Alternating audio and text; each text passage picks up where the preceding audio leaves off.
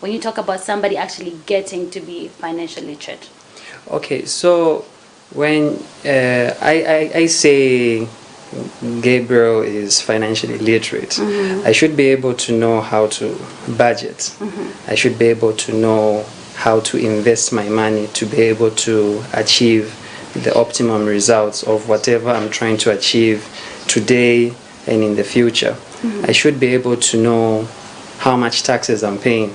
I should be able to know a lot of things around, like talk about insurance, talking about education policies, life assurance, education policies, and all these things. So coming back to that question where you mentioned about someone who has a 500 kwacha and doesn't know how to utilize it, I mean, no amount of money is too little to be able to invest or save.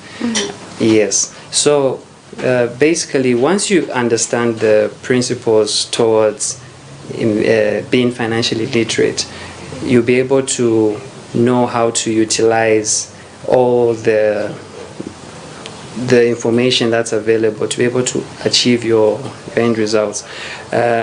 I must mention also that just because you know facts about financial literacy doesn't mean you're financially literate at all.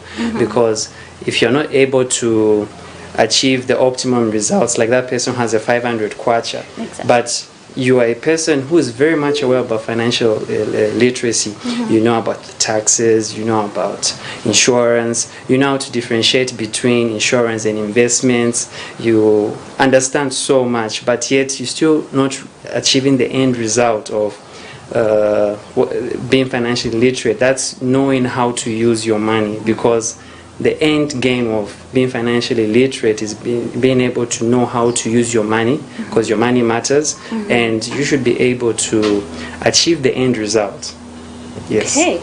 So when you say somebody should be able to know how to use their money, yes. Yes. Now, what does that entail?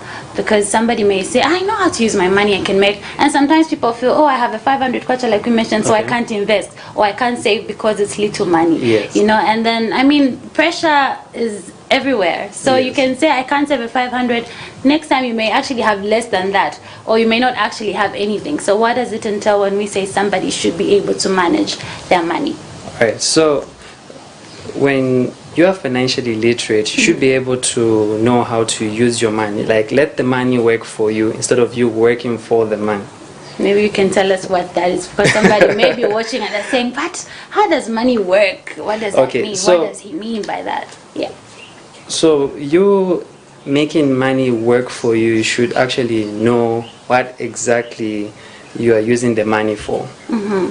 Why you're using it, what for. Like, you should have all these thoughts gathered in your head. You can't just get that money and then you spend it.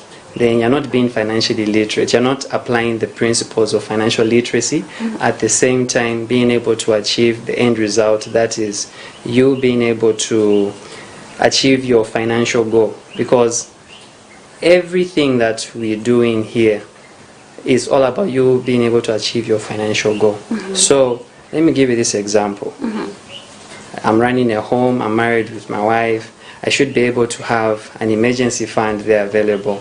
So just in case there's a funeral, especially with what's going on in this pandemic where we have a lot of loved ones going to the hospital, and not everyone is on a medical scheme. So you should be able to have money in this emergency fund pot that will be able to help, instead of you rushing towards getting credit from someone, and then it makes you more financially strained.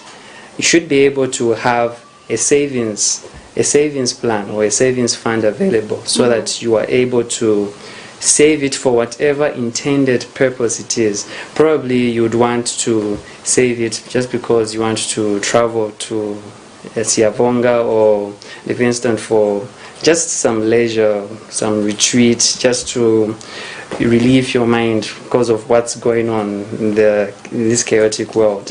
Yes, you would want to be able to have some investments in place, like talk of treasury bills, of course. And then there are also these smart saving plans available with different financial institutions where you'll be able to at least accrue some interest on top of what has been invested. And apart from that, you should be able to also not forget the importance of generosity, of course, because you being financially literate also entails that you should be able to be generous with the money you also have. So in case you have a problem, I should be able to reach out and help as well, so that you're letting the money work for you, so you know where exactly the money is going to. So at the end of the day or the month, you will know exactly how much you've spent, why you spent it, and you will not even have any regrets about why you spent so much, because you planned for it. I think where we usually miss the point is we don't plan for most of the monies that we use, and we because of also not being able to understand financial literacy in a practical term. I don't want financial literacy to sound too theoretical to the viewers. Exactly. Yes, it has to be very practical.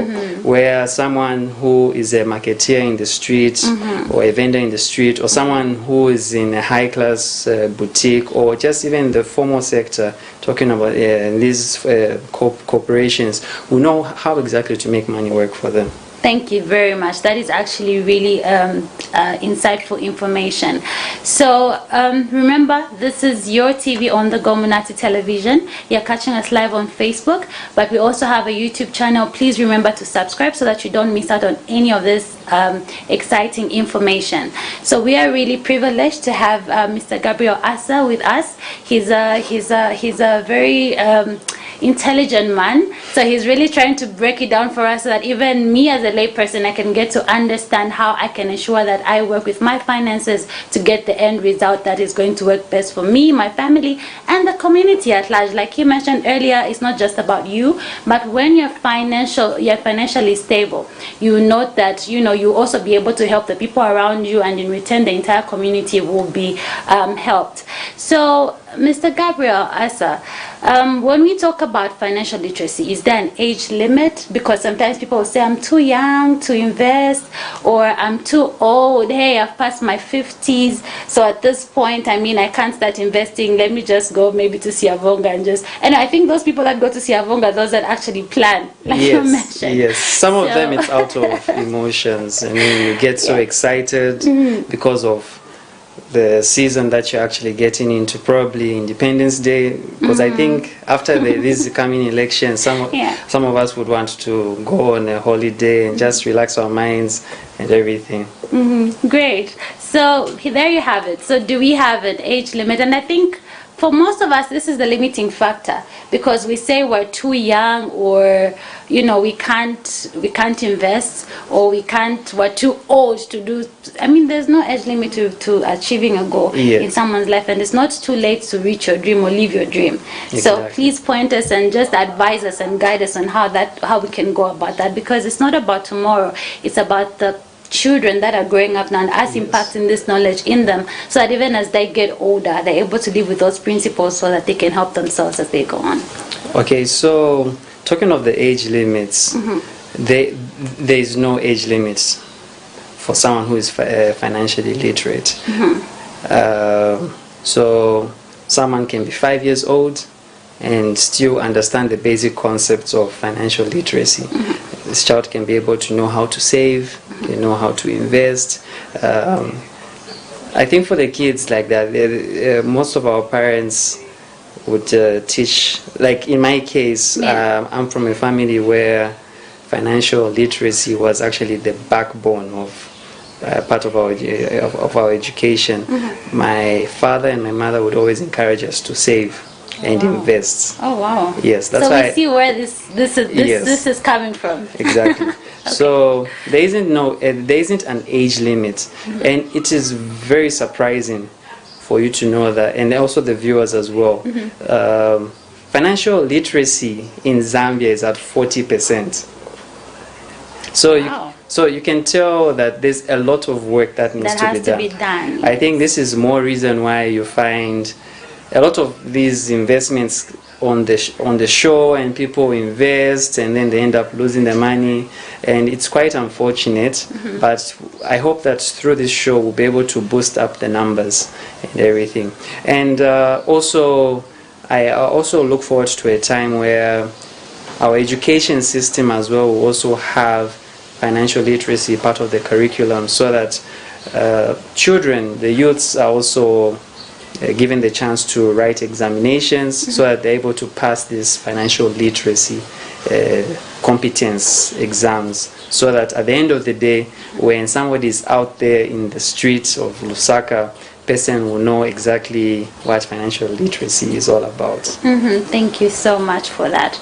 I'm really happy that you brought out the issue of, where you started to save, I think at a younger or a tender age. Yes. Because nowadays, most of the times, even us as adults, we have, in Zambia, we have what we call the shipwe mentality. Yes. So when you run into a bit of, some money, thinking, I needed some Hungry Lion, I need some KFC, I need some, so everything that we haven't done, and we just end up spending our money on things that maybe we didn't really necessarily need, Exactly. and like, us being able to plan. So for children, I think it's very important that parents are also able to, we have what we call the piggy banks, Yes. those ones, and if you don't really necessarily have to buy, those piggy banks. I think people are able to make nowadays. You can get a tin of maybe milk, okay, Yes. that is, and just make a little hole in there and put your coins. Every time mommy and daddy give you some money, you put your coins in there. You put your which one is the smallest note? I think a 15 way. So you put your 15 words in there, you put your, your 1 kwacha, your 5 kwacha, your 10 kwacha, whatever it is, whatever little change.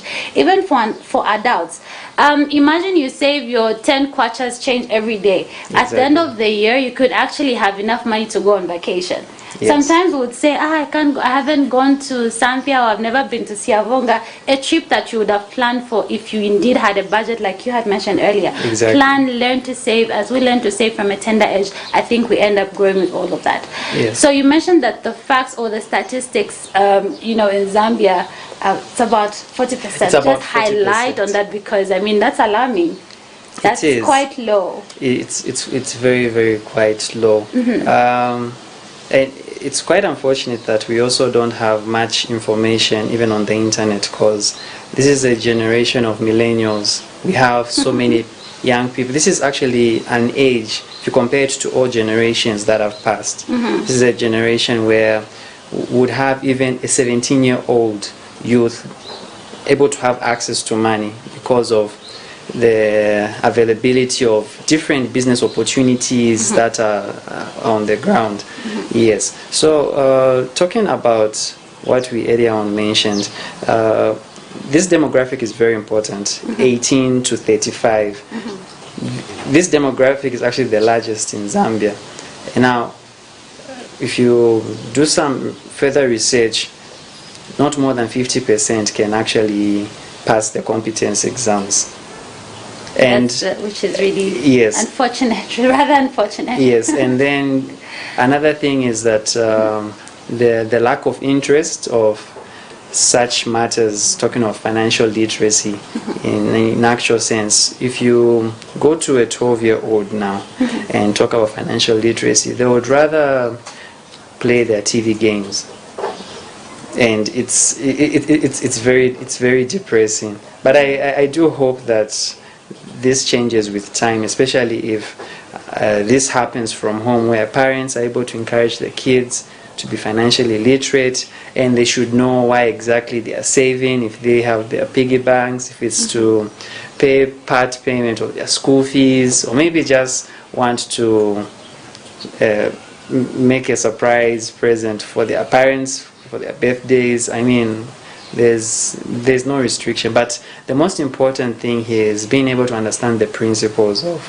financial literacy. Exactly, and that's what I actually wanted us to look at. So we have talked about this very important aspects when it comes to financial literacy, but what are some of the principles or the grounding principles Okay. that come with this. And is there a word that we can swap other than using financial literacy? Because sometimes I think that actually throws off people when they hear that, and they'll be like, what is he talking? What is Mr. Asa talking about when he says financial literacy? It's a big word and it's too big. I can't comprehend and all of that. So you know how I think, like you mentioned earlier, we have so much lack of interest, especially with the youth. Most of us youths nowadays, we don't really have the interest to know how to, or to learn how to manage our finances, and that is really quite it's unfortunate, because when we can't manage our finances, we end up being 10, 35, 40, and you look back at your life and you say, wow, I could have done A, B, C, D. Yes. If I had done A, B, C, D differently, I would have been at a whole different level. So I guess this is why we are trying to bring this information to our viewers, and just to assist people to understand that if you know how to manage your finances, it doesn't matter how much money you have, or how much money you make, or how much money you come across. Yes. You can actually make a difference in your life. So what are some of the grounding principles? Okay. And can we have a word that we can use other than financial literacy? It's just a word that we cannot replace at all. Unfortunately, it's a school of thought. Just like we have medicine, there's no doctors are actually identified from medicine. So Yeah. if you take financial literacy away from the picture, then it doesn't really serve the whole purpose. The other word would be financial education. I think that would be yes, I think that would be more a bit easier for the ears, yes, and for the mind. Yes. So talking about the principles, first of all, let me just have some. Of course. Let me just mention some pointers. Yes, please. So one of them is, do you know how to make a monthly budget? Yes. Apart from knowing how to make your monthly budget, I mean, this should also include basic expenses. You're talking about your bills. Do you have any debts? And also sinking funds for future purchases, because sometimes you may have made your budget, and then from nowhere, because of unforeseen circumstances, Yes. you end up spending some more money outside your budget. So you should be able to know how to work around that. So before we move to the next point, how can somebody be able to manage the budget? It's difficult to make a budget and just stay within the budget. So how can someone be focused and say, hey, look, regardless of what happens, this is my budget, this is what I have to work with? How can somebody get a hold or a grip of that kind of... Okay, so to answer that principle. question, there's a West African adage that says, cut your coat according to your size. So if I am a size medium, why should I wear a size large? Wow. I mean, that would be too big for me, and it won't look so appealing to the eye. If I am a size medium, why should I wear a small or extra small? So you cut the coat to your size. And I think one reason why many of us do have problems with finances is because of not being content with what we have. Okay. When we learn how to be content with what we have and add value to what we have, then slowly build up from there.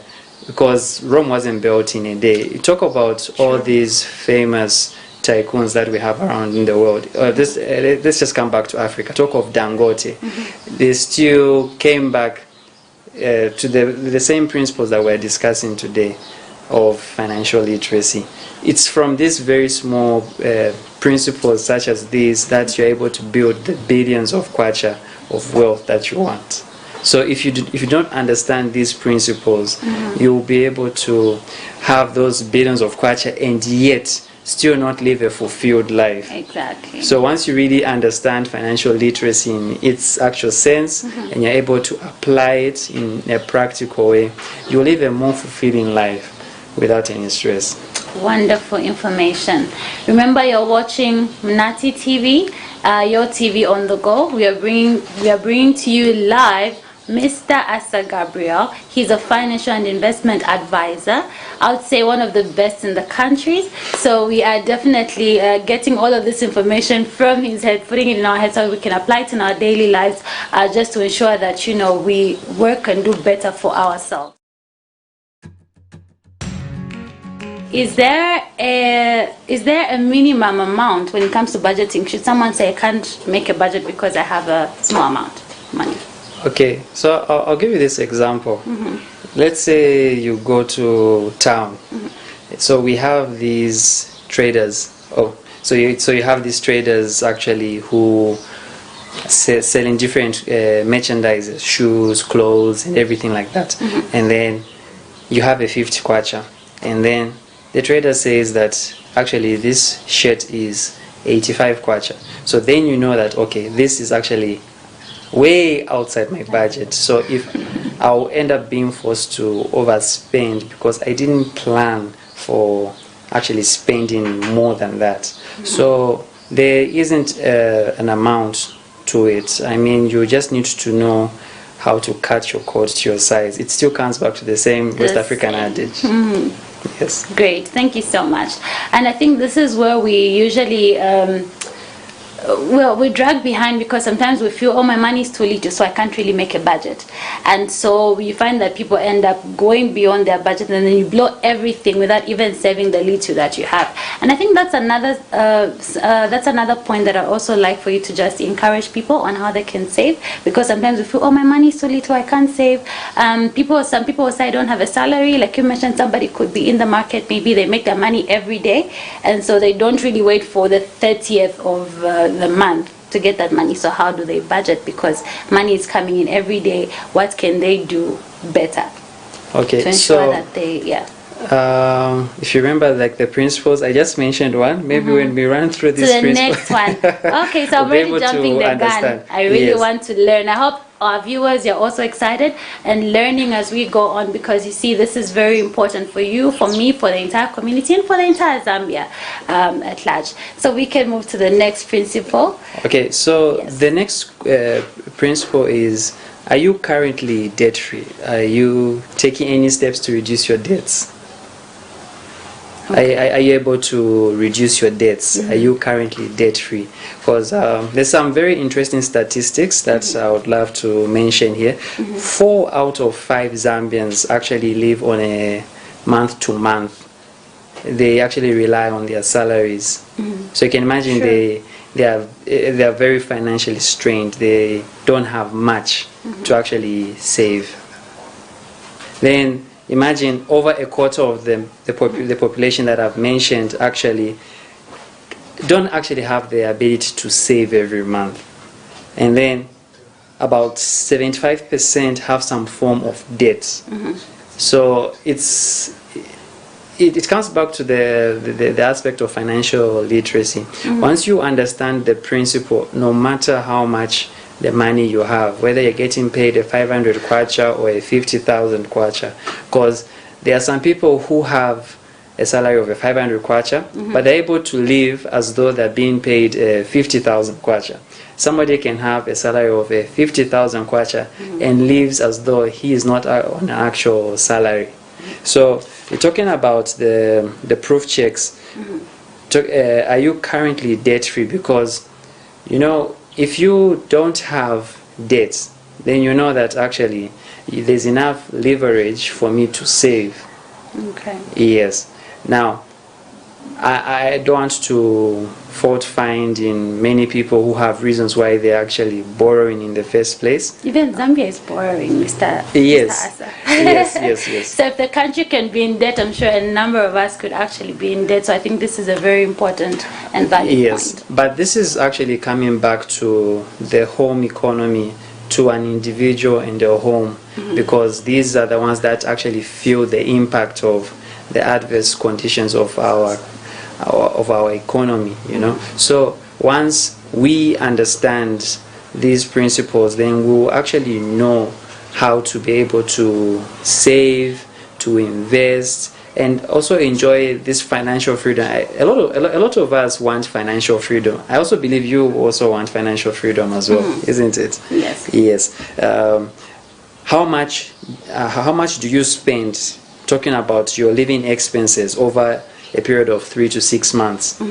Because sometimes when you sit down with a client and then they tell you that actually I want to invest this money here and there, when you make a thorough investigation, you discover that they actually don't have any disposable income available for them to actually indulge in these investments. Yes. And then talking about emergency funds that I mentioned the other time, Yes. should be able to have an emergency fund available just in case of any sudden life events. Yes. And then also, do you understand compound interests? Talking about these investments, like someone will tell you, okay, if you invest a 30,000, you're going to have 35,000 after 3 years. If you have a 1 kwacha, you have 150 kwacha, 1 kwacha 50 ngwe after 2 weeks. You need to be able to understand those principles. And then also understanding the difference between investment and insurance. I think many of us mistake investment to insurance. Yes. I remember a time when I was dealing with a client. So when I was talking about a specific investment plan, they were thinking it was actually insurance when it was actually investment. Yes. Wow. So maybe one day would be privilege and grace for you to just explain to us the difference between, insurance and an investment. Definitely not a problem. Okay. So talking about the principles, we're really, wow. For me, my mind is just blown away because I'm really learning so much, and I hope our viewers are enjoying the discussion. Remember, you can leave your comments in the section below, your questions as well as your contributions. If you have some recommendations, we'd love to hear from you, or you can just basically comment where you're watching us from. Remember to like the page, share the broadcast, as well as subscribe to our YouTube channel so that you don't miss out on any of this information. So you're watching Mnathi TV on the go. Join us after this short break.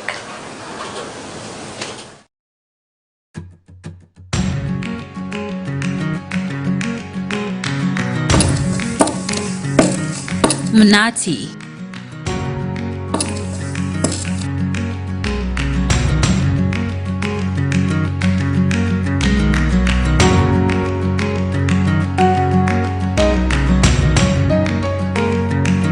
Meaning something sweet.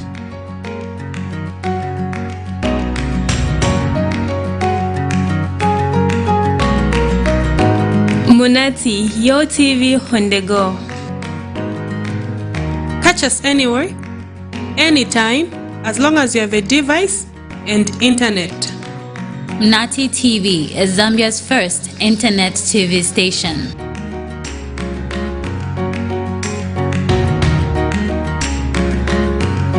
And internet is just not in Zambia, meaning Mnathi TV cuts across all borders with viewers all the way from USA, Botswana, South Africa, the UK, and world over. Internet is the future. And the future is now. Welcome to the future. Welcome to Mnathi. Your TV on the go.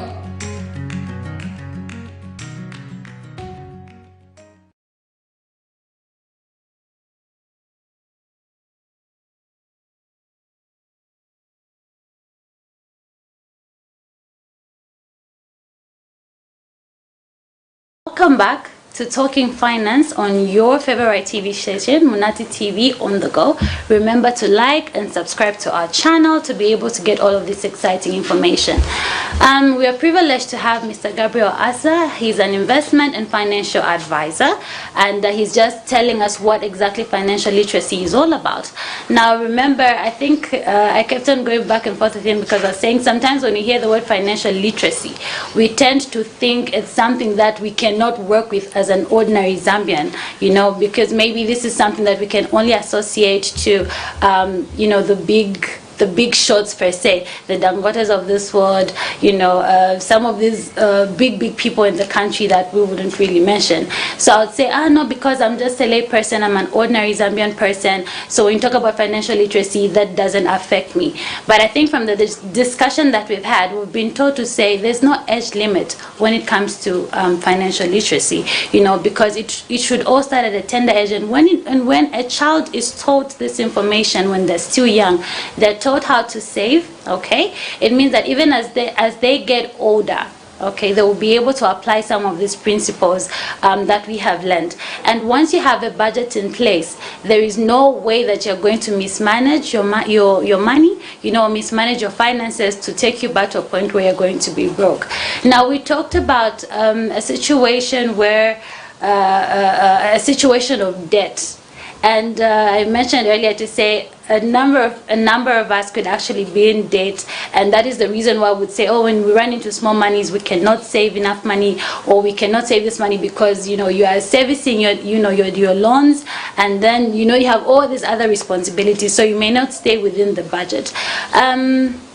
Mr. Asa, what would you advise somebody that maybe has a loan that is ongoing, okay. And yet they have, and maybe after they service their loans, they only remain with, tiny bit of money, but they still have a family at home, that they have to feed, and, all of that's going on with them. So what would you advise somebody that has maybe lives, what do you call it, hand to mouth? It's called hand to mouth, eh? Yes, so hand to mouth basis. How would you advise them? How can they make their budget so that it sustains them? Okay, so first of all, you need to cut your coat according to your size. I mean, don't live beyond your means. There are actually some homes where they have 1 meal a day just to be able to have enough money to save for another day. That's just like a simple principle of financial literacy. You have to sacrifice, you have to forego this, your current your current wants. So like, let's say I want an iPhone 12. Instead of me actually working so hard to get this iPhone 12, why don't I just think of a better idea on how best to make the money work for me? If you remember what we discussed previously. So talking about somebody who actually is in some form of debt, of course, no debt actually lasts forever unless if you want it to. So okay, yes. I mean, it's really up to you, because you need to know why exactly you're spending the money. And I think we should also use more logic than actually using emotions when planning or letting the money work for you. So when you live within your means and then you're planning your way out of credit, there actually has to be a plan to get yourself out of credit. So definitely there will have to be less spending on unnecessary things. So it goes back to your budget. So you definitely have to look back at your budget to see things that you were spending on that were not necessary, especially right now. So if you want to get out of that credit, look at your current budget. Like, okay, what exactly am I getting wrong here? Is there anything that I've been spending on that isn't necessary? I'll give you an example. So if I was on a full bouquet for DSTV, that's about 1,000 kwacha. I'm not here to say you shouldn't watch DSTV. It's just an example. So let's say you're on a full bouquet and you're paying a 1,000 kwacha. Why not go on a compact, which is about 400 kwacha? Save a 600. Already you have some 600 extra, even if you are paying this loan, of course. Another example would be maybe every after 2 weeks you want to buy clothes for your children. I mean, you can definitely look for other options. If you were so much of a person that would go to these big brands to get clothes, you can look for the next best option. Like you forego your current ones so that you'll be able to get your intended optimal results. Because at the end of the day, if you're financially literate, you should be able to make your money work for you, and that's what we're trying to do right now. So not to despair. If you're in credit, it's not like it's forever. There's definitely a way out of it. Yes. And then also your mindset also matters, because if you want to be a slave forever to debt, it will happen. But if you refuse to be a slave to debt, it will happen as well. So it's really about your mindset. Great. Thank you so much for that information. So I guess the same principle in simpler terms works for everybody. It doesn't matter whether you make money every day or you have to wait for, the 30th of each month to get your salary. You need to have a budget. Every Zambian household from today onwards, as you're carrying TV station, we're advising you from our financial advisor, our financial expert, to say, please ensure that you always have a budget and stay within your budget. Of course, we know there are times when, like he mentioned earlier, you need to have money, contingency funds, as we say it, okay? Money that will be used for emergencies that just come up. With the pandemic, you never know what hits the family. You may need, God forbid, of course, we'll have funerals, we'll have people that are getting sick and they have to be admitted in hospital. So what happens if you don't have that particular amount just to, ensure that it covers up for all of that? So please, from today onwards, we are advising everybody to say, let's be financially literate. It's not a very big word. It should not scare us because, we're not a big shot or whatever it is that is going on. But let us all have a budget and at least ensure that we stay within the budget. So our technical team, do we have any comments so far? Do we have our members that are following up? Maybe we can read a few comments and just maybe answer a few questions that our viewers may have so that our financial expert can be able to advise. Okay, so we have Mr. Marcus Mosier Gavi, and he's saying, ask Gabriel what type of investment opportunities are available in Lusaka and how can one access them and how affordable are they?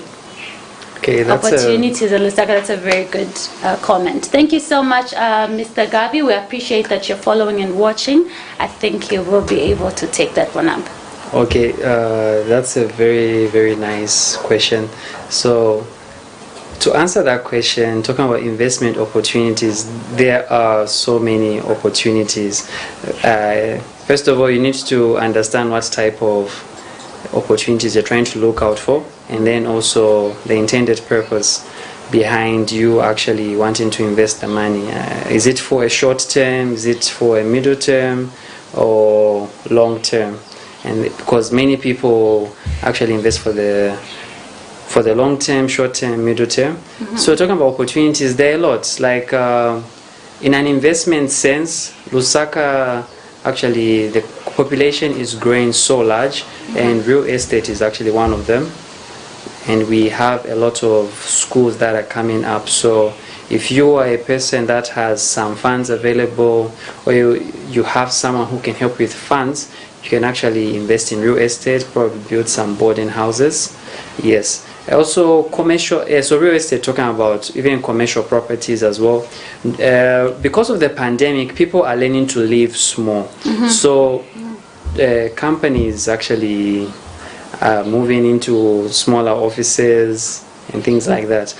Maybe if you are a person that's interested in the money markets, you can invest in bonds, treasury bills.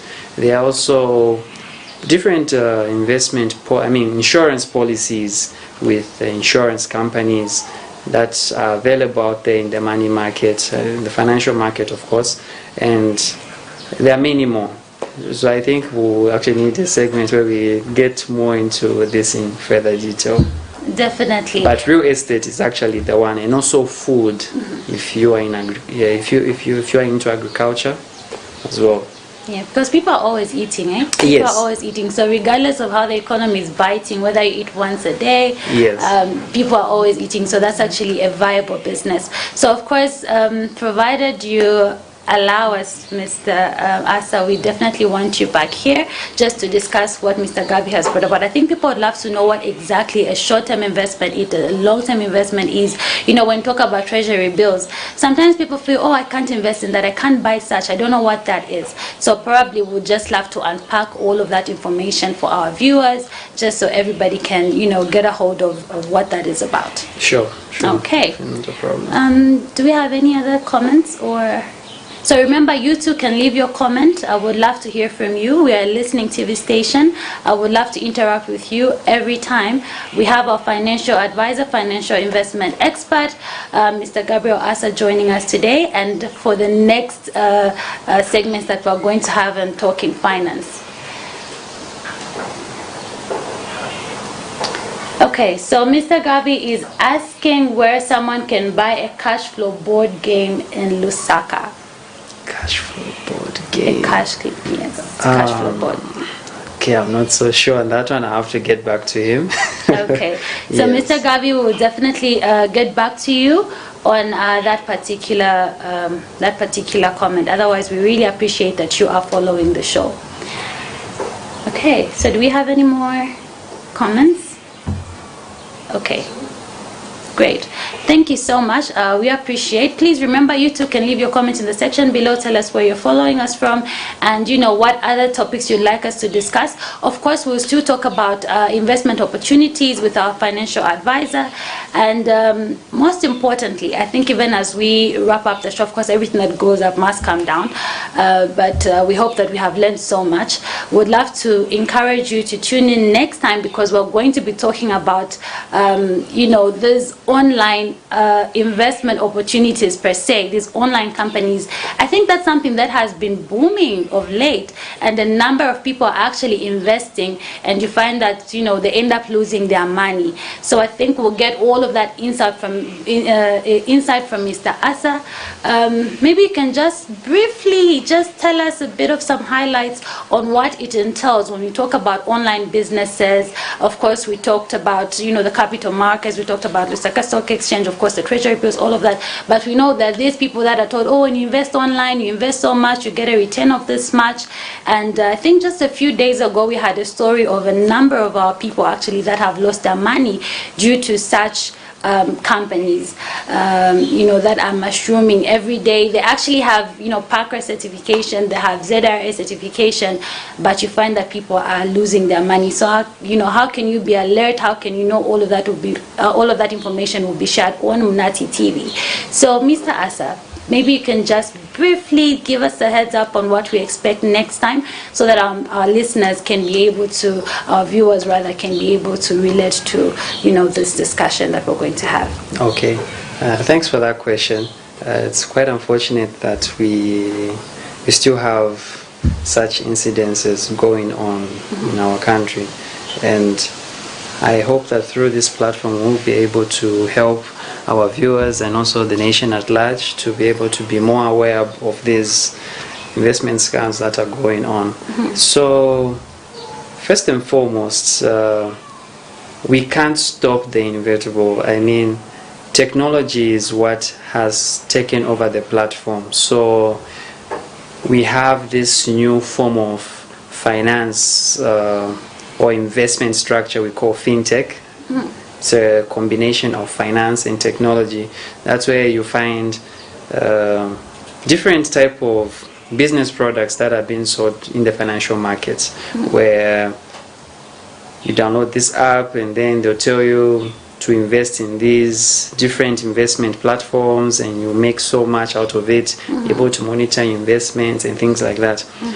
On the flip side, it's also unfortunate that we also have booby traps that have been set up by these scammers. Of course, someone can actually set up an investment plan for you, and then you actually think that you're actually making the money, but in real sense or in real time, you're actually not making the money.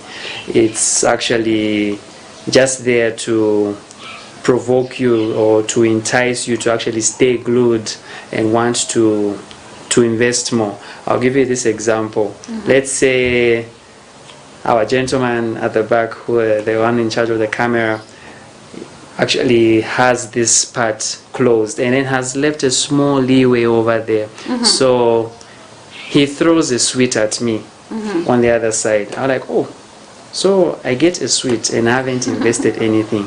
So I'll be enticed. Like, okay, let me put a 5 kwacha and throw it on the other side. So I throw a kwacha on the other side, then he gives me 5 sweets. Wow. So I have 5 sweets after investing a 5 kwacha. Okay, so let me try putting 100 kwacha. Putting 100 kwacha, and then you find that the door actually, that same demarcation like closes, and from nowhere you get so depressed because you were actually being led on. There was this momentum that was being built all the way. You were being given a sweet because you didn't invest anything, and you were given 5 sweets. Even after investing 5 kwacha, now you put in 100 kwacha, and then now there is nothing available. So first of all, you need to understand the investment objectives of the company or whoever is running or are running these investment policies. What risk mitigation measures have they put in place for such an individual, an investor, probably a company? What have they put in place so that in case something happens, you'll be able to still have your money back? The other thing to look out for is also be able to know more about the company. Do they have a physical address? Because there are some companies that can be registered with PACRA, but they don't have actually a physical address. Like, do they have an office where you can actually go to and express your grievances if you're not satisfied with any of the investment plans that they've given you? Do you know who their CEO is? Where is he from? What experience does he have to give the company? Because the CEO is the visionary of the company. The board of directors, how much money are they managing? Because if you hear of a company that's managing 35,000 kwacha, and then they're telling you to invest 1 million kwacha, and then you make a 3 million kwacha after a year, Red flags. those are red flags that you're supposed to look out for. I mean, apart from that, the number of years of experience they have been in the financial market. Look out for the reviews out there in the internet, because you'll be so surprised. We do have a lot of things in our fingertips at our disposal, but we don't make good use of them. Like I, for one, since I deal with a lot of foreign companies, so you discover that because they are foreign, you don't have much information about them because you're a local. So you look out for reviews, like what are people saying out there, outside Zambia, about these investment companies? Like what exactly have people benefited from them? What exactly have they gained? What have they lost? So when you get an independent opinion from somebody, and then like you get a thorough opinion from a number of people, you'll be able to know that, okay, this isn't so good, this is really good for me to invest in. And then also, come on, like someone tells you to say you invested 35,000, you make a 70,000 in 2 months. Even with the Bank of Zambia, that's not even possible, because with our treasury bills, you don't even make so much. I mean, now, where exactly are they investing this money for you to actually get this extra 35,000 after 2 months? So it comes back to understanding financial literacy, the principles, of course. Apart from that, also being able to think outside the box, because even if you understand these principles, I mean, you'll be tested with so many things out there. So you should be able to know, okay, after understanding what financial literacy is, so somebody comes to me and tells me there's this opportunity that's here, and one of the principles being able to understand compound interest investments. So if this person tells me like after 5 months I'm going to make a 50,000 after investing a 10,000, how is the interest adding up to that 50,000? Where is the money coming from to be added to that 50,000? How are they going to keep on with the consistency for the next 5 years? You know, so there are a lot of questions that you have to ask yourself. And then, I mean, you have to trust your gut feeling after you've made this thorough review of everything. And then whatever decision you make at the end of the day, you're the one who's made it. Nobody made it for you. Exactly. So shouldn't be able to make decisions out of emotions, but should be out of logic and also basic understanding of financial literacy. Thank you so much. So you really unpacked a lot. I really wanted us to just give them a sneak peek so that they look forward to the next segment where we're really going to explain what this entails. So you'd be surprised to know, Mr. Asa, that some of these companies, I think how they woo people is that they'll tell you you'll get, like you mentioned, you invest a 5,000 kwacha, and then you get a 35 in maybe 30 days. And you know that the first people that are going to invest will actually get those monies that they were promised. And so this is why I think a lot of people get swayed away or carried away, and then everybody just starts investing in these businesses or these artists that are out there to, just creep out people that are actually working hard for this money, and then you just lose it like that. So please note that we definitely next week we'll get into the basics of how you can tell which companies are real, how you can get that information to ensure that you're not scammed, nobody steals from you, from your hard-earned money. And sometimes people actually get loans, Mr. Asa, to invest in such business ventures, and then you remain paying back a loan after you've lost so much money from this company that closes and it just goes away. So you may, as we during the week, you can send us your questions via inbox, you can send us your WhatsApp messages, just so that we can be able to tackle all of that information. If you were a victim and you'd like to share your story or your experience, you can always feel free to engage us. We'll have our financial and investment advisor, Mr. Asa, joining us just to give us some highlights. So as we conclude, Mr. Asa, what is the end goal for financial literacy? What should our viewers actually work towards to ensure that, please, let's not be scared of the word. I keep emphasizing because I want all of us. Thank you. I think that's what we had agreed on, yes? So financial education. So what does this entail? What is our end goal? How can we work around it to ensure that at the end of the day we're able to manage our finances very well? So the end goal of financial literacy is being able to understand the principles of financial literacy, and then also the financial matters that I mentioned earlier on. That's knowing how to budget, knowing how to save, knowing how to invest, and all these things. And at the end of the day, when you have been able to grasp all this information, it shouldn't just be information in your hands. It should be something that should be able to turn into gold, be able to yield results, because at the end of the day what we want is you being able to make money work for you, because your money matters. Thank you so much for that information.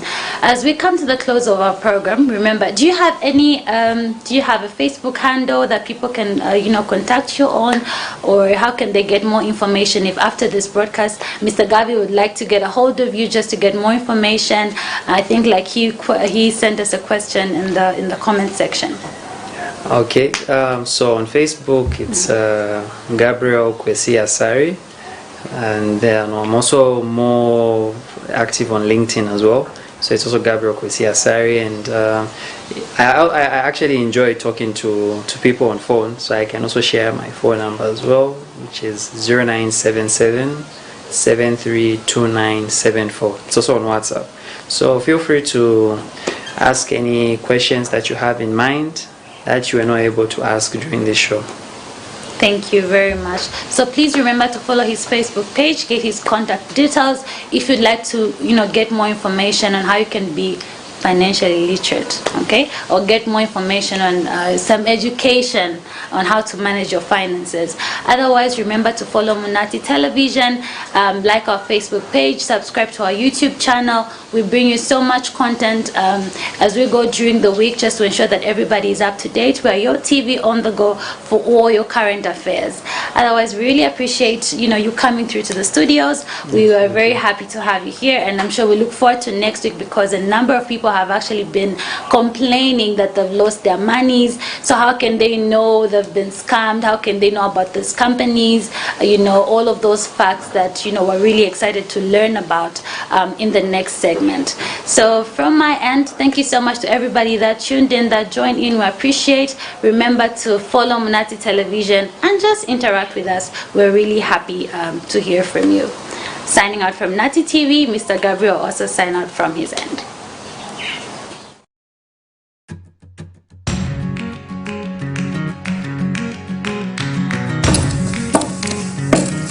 Munati.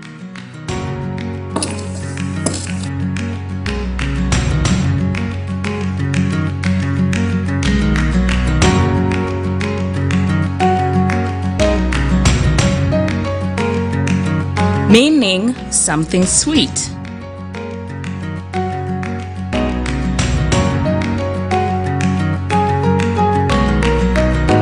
Munati, your TV on the go.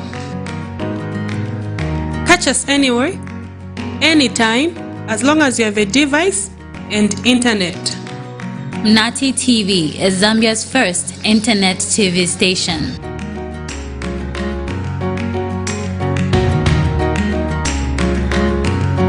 And internet is just not in Zambia, meaning Munati TV cuts across all borders with viewers all the way from USA, Botswana, South Africa, the UK, and world over. Internet is the future. And the future is now. Welcome to the future. Welcome to Munati. Your TV on the go.